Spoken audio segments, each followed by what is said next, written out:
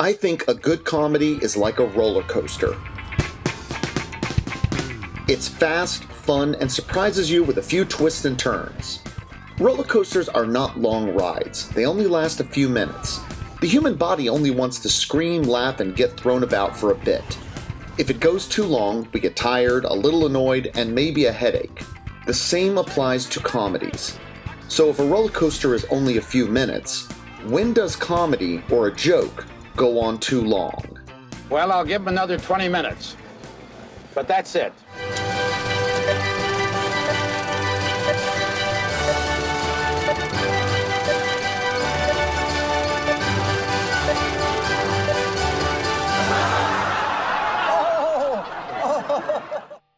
In my movie collection, I have 254 comedies.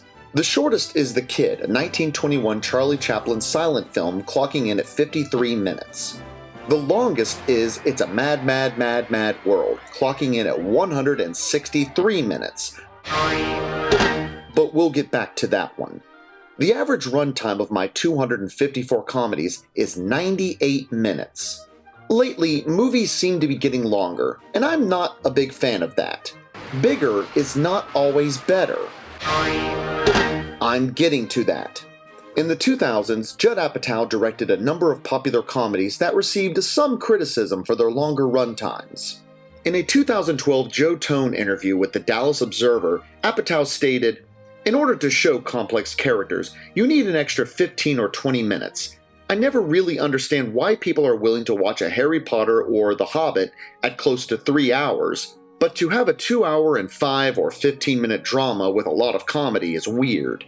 The success rate of Apatow's films is a subject for a different day, but I agree with what he says here. Airplane is a gag movie and 88 minutes long. Excuse me, sir. I'm sorry I have to wake you. You a doctor? That's right. It is not striving for any basis in reality or meaningful connection with its characters.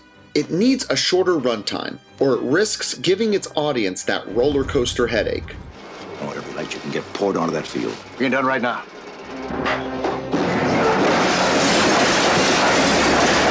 But if your comedy is rooted in reality, with characters that you are invested in, audiences will be willing to ride out longer runtimes with you. Let's use Tootsie, 114 minutes, as an example.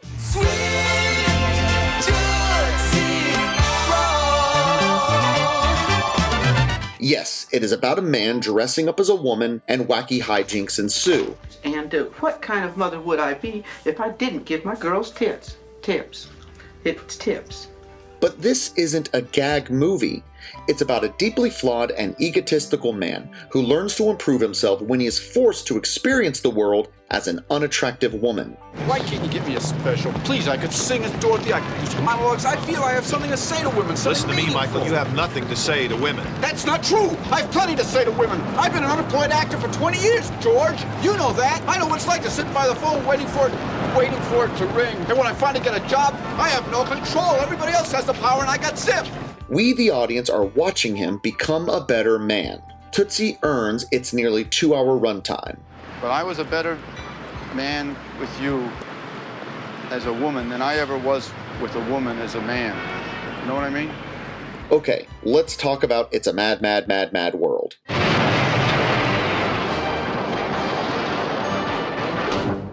This movie is the outlier in my comedy collection.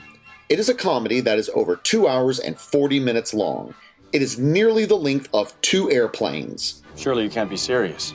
The movie, not the big, pretty white plane with curtains in the window and wheels, and it looks like a big Tylenol. Anyway, the structure of Mad World is simple. 8 people find out about buried treasure. The people separate and race to the treasure, entering individual comedic episodes. Nobody's gonna get me up in the air. The 8 people reconnect to retrieve the treasure from a corrupt cop who tries to steal it from all of them during a finale which trumps every set piece that came before it. The simplicity is genius, and the overindulgence was designed to be that way. It showed the industry and the public that you can make an expensive movie, a large, lavish movie, and have it be a comedy and work. We cut back and forth between the various groupings so that A, we don't get tired of any particular group or situation, B, the movie maintains a near breakneck comedy pacing despite its 163 minutes. Move it, go, go.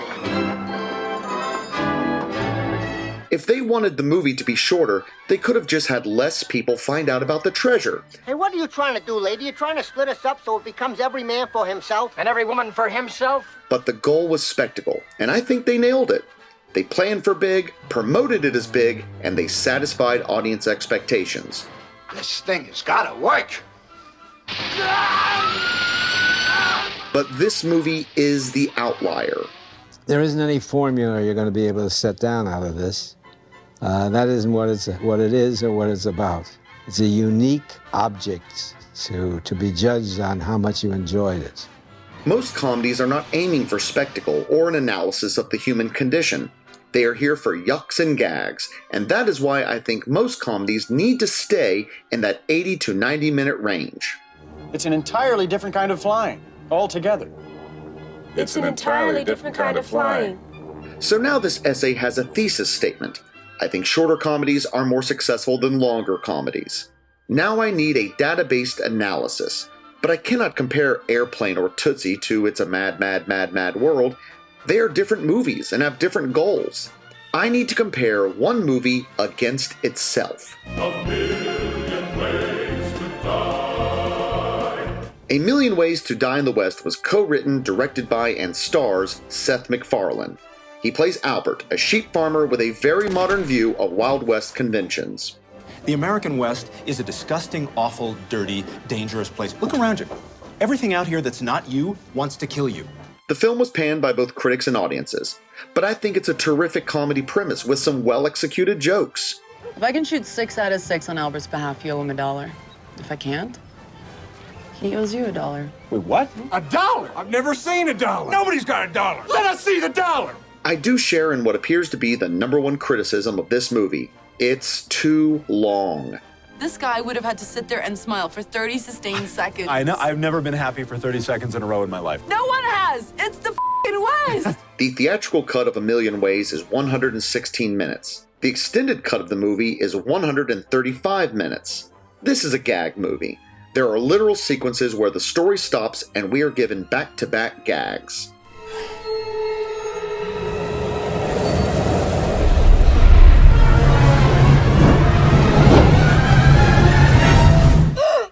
There ain't no tooth fairy, idiot. Now clean up that horse. I can have all the licorice I want.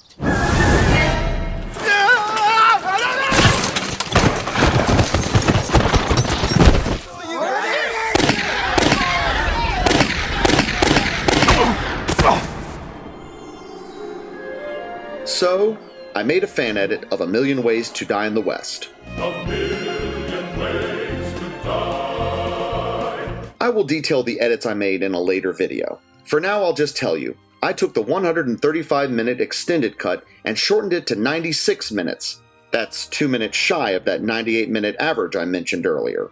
This meant cutting, I think, some very funny stuff. There's the town picnic. Oh. This is the square dance.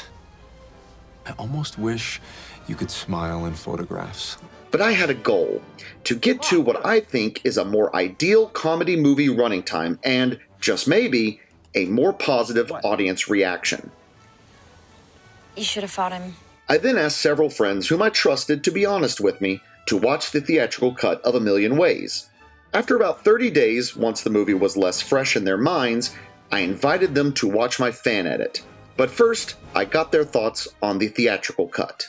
I felt like there were parts in the movie that were a bit of stand-up routine or something that didn't really work.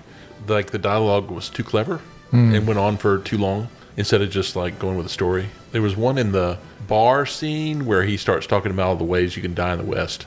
Outlaws, angry drunk people, scorned hookers, hungry animals, diseases, major and minor injuries. Some of the jokes go on too long, like what George was saying. Like some movies like Talladega Nights or the other guys, a lot of the Will Ferrell movies that him and Adam McKay do are like improv based, and they just take what's the best stuff sometimes. And they cut a lot. They cut a lot. And then Seth MacFarlane, some of his things, like in this movie particularly, it's like he writes them to be that way. Yeah. But sometimes you don't find the comedy. It felt too cute. I really love that the most alluring fashion statement a woman can make today is to simulate a fat ass. That is a simulation of a fat ass Thank right you. there. If I was a black guy, this is the meanest trick you could play on me. I don't know if I can say specifically what it was. I just know that when I was watching it, I was like, I need this to be over. Like, it wasn't terrible, but it was also like I'd like to move on. Like, this isn't as fun as it could be anymore because I feel like I don't even know how long it was, what the original version was, but it felt very long. Yeah. There was a point at which I was having a good time, and I realized there was an hour left in the movie. Yeah. And I was like, wow. Yeah, that's what happened to me. What else is there to do? Yeah. I felt like it was close to being wrapped up, but it just wasn't.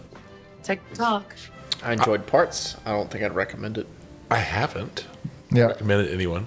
I also would not, because of how long it went was one of the main things. For me, it was just like it was an okay movie. I didn't love it. I didn't hate it. It was just kind of like I experienced it. The biggest takeaway I had from it was that I wish it had ended sooner. Their thoughts shadow the majority of reviews that you will find on this film. Then we watched my 1,000,000-to-1 fan edit. While my edit removes and shortens most scenes, an interesting thing happened. The discussion afterwards was less about what I removed from the movie and more about the extended cut footage that was added to my fan edit. I felt like there were some scenes in there from the longer length that were not in the version that I watched, and I'm okay with that. Yeah. Although, I think there were some that should have been cut. I thought the stagecoach was unnecessary.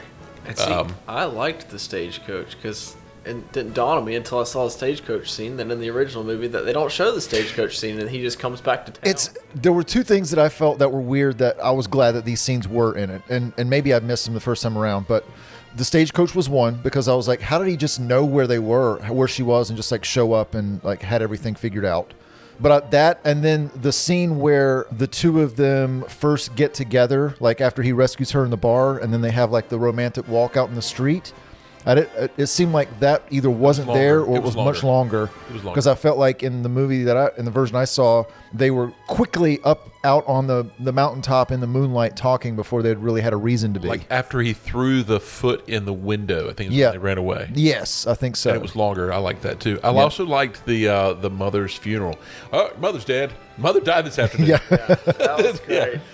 Your mother died this afternoon. Jesus. Merciful God, take this good woman into thine. And what about when he's at the doctor and the cat's eating the guts? That was not in the version we saw. I love that. That was not in our version. That was really good. Yeah. I laughed so hard at that. Oh my God. Mrs. Callahan, poor woman, her stomach devil was about to explode. I had to take it out. Stomach devil? That's a fella. Now, what's your trouble? It's a bullet graze. I just You cut a big part at the end with the chase, all the sheep and all that bullshit. Yeah, I like this a lot better. Yeah, because that went on so long. The sheep in his face. Like pissing on him.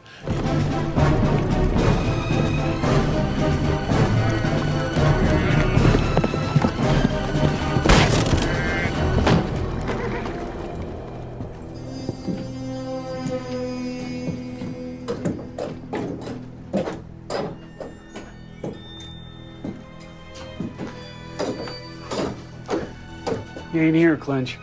Oh, he's arrived. He's arrived. Oh, Curtis. That was exceptional, buddy. As opposed to all the chasing and all the... That was much better paced. Yeah. I thought the main takeaway from my edit would just be the shortening of the runtime. But by doing this, it allowed previously deleted character and world-building scenes, albeit shortened from their extended cut form, to be present in the 1,000,000-to-1 cut. Just a little taste.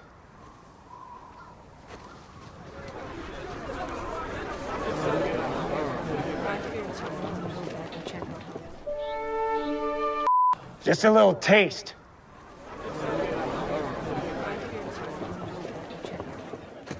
Albert. I think a man ought to fight his own battles. You're the sheriff. You gotta see Dr. Harper about that foot. Hey, Dr. Harper? Albert! Thanks. This seems to have broadened the scope of the movie and, I think, made the existing jokes stronger. I would say my overall feeling at the end of this one was that I didn't feel like there were weird jumps or gaps in the story, whereas the first time I watched it, I felt like I had that and it ran long, which was a weird feeling. I'll get out. I'll meet some people. Yeah, thanks. Okay. Ow! That came out of my penis! Man, I see kids everywhere with those stick hoops lately. No, me too. I'll get out. I'll meet some people. Yeah, thanks. Okay. Ow! That came out of my penis! So tell me about your family. Like, what do your parents do? But this time, like, the things that were left in, it helped explain things, and the things were taken out. I couldn't even tell you what else was taken out because I don't miss it. Right, you don't miss it. But there were scenes that went on too long. In the bar, when Lewis comes in and he gets a drink, and that guy knocks it over and is being pissy with him. Oh yeah, that went on a lot longer in the original version I saw. Like he puts a cigarette in the drink or whatever. You just kind of cut like, I don't know, 30 seconds maybe of just like guys in each other's faces. Yeah, especially when they're such minor characters. When the whole point is just to get to a bar fight. I'm thirsty. Then why don't you go on down the river and take a dunk? 3 scenes. The doctor, for me, the funeral that you really. The dating montage. There was one more. Stagecoach. So those are 4 scenes we can think of that most of us really liked that were not in there. Mm-hmm. So that means that they really had a bunch of kind of extraneous crap that they kept in order to not have those scenes. Yeah. Because this is still shorter. Yeah? That's the jackpot. That's the jackpot. I still got it. Okay. I do remember thinking it was about over and there was an hour left. Yeah. Yeah. Same for me. Yeah, I never had that feeling with this one. It always felt like it was clocking along where it's supposed to be as it was going. Overall, it really shines a light on how much power an editor has and how much they can change what a movie is, and the pacing. Because if the overall feeling is, when we watch this, like, it doesn't matter if we would recommend it more or recommend it less based on the actual cuts that you made in it when we're dissecting it that way. It's when the movie was over, how did we in general feel about it? Did we feel like it went on too long or not? And it's because if it's edited in a way that makes you feel as though it never dragged, or it picked up when it needed to and did the tension and release as it needed to as it went along. Was it Mark Twain that said, I'm sorry this letter is so long. If I'd had more time, I would have made it shorter? Yeah. Yeah, because you need to edit things down. Yeah. So this essay has a bit of a cop-out answer. It's not a question of how many minutes is your funny movie, but rather, what are you doing with those minutes? And do you need those minutes? Is the character development and conflict strong enough to warrant the extra runtime? It may be a comedy, but it's also a movie, and movies need to satisfy the story and structure needs of the audience. There's no shame in being a shorter gag movie. I wish we had more of them. Just be aware of what type of comedy you are. Passengers certain to die. Airline negligent. There's a sale at Penny's. The point of this exercise is not to show how much more clever or talented I am than McFarlane and his collaborators. Filmmaking is hard, and my contribution to this film pales in comparison to the work that came before. Mila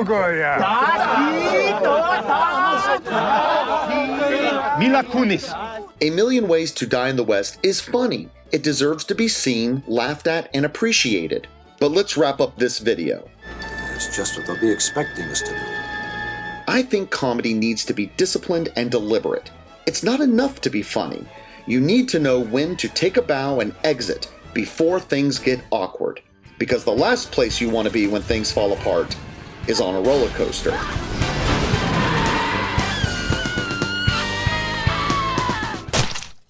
One last thing. As I was working on this video, the Naked Gun reboot, produced by Seth MacFarlane, was released. This is noteworthy because the original Naked Gun was created by the team behind Airplane, and now the reboot is in the hands of the creator of A Million Ways to Die in the West. That was awesome. I saw the rebooted Naked Gun opening weekend. It was fast, funny, and successful in its intention to be a silly parody of police procedurals. Says you served 20 years for man's laughter.